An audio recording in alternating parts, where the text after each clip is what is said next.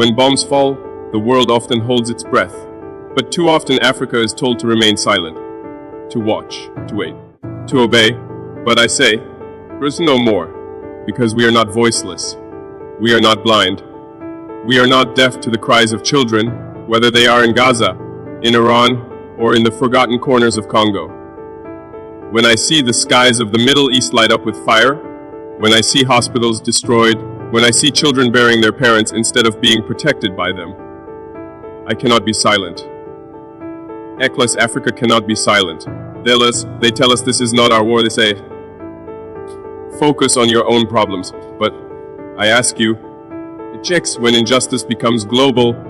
Can morality remain local? Let me remind you, the weapons falling in Iran or Palestine today may not be aimed at us, but the systems behind those weapons, the powers that justify their use, are the same ones that once looted our lands, stole our gold, and divided our nations.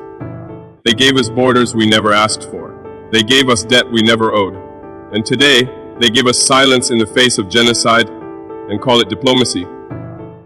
I refuse that silence, and I call on every African with a conscience to do the same. Africa is rising, but rising with power means rising with principle. We will not build our nations by ignoring the suffering of others. That is not strength. That is cowardice dressed in suits. They called us third world. They called us backward.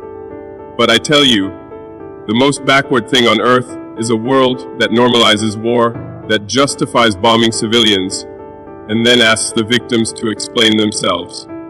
If bombs were falling on Paris, on Washington, on Tel Aviv, would the world hesitate to speak? Then why must we hesitate now? My brothers and sisters, this is not about religion. This is not about taking sides. It is about truth.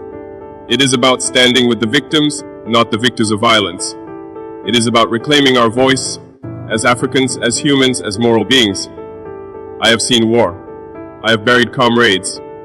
I have walked through villages where only silence remained.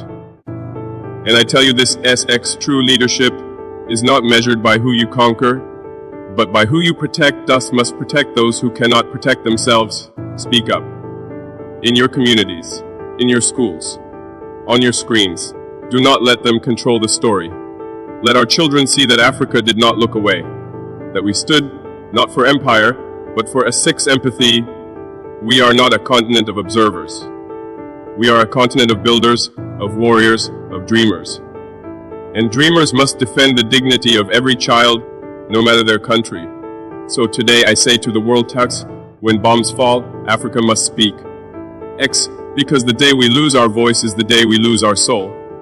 And I promise you, as long as I wear this uniform, as long as I stand for my people, Africa will never be silent again. Essex, Ibrahim Traoré,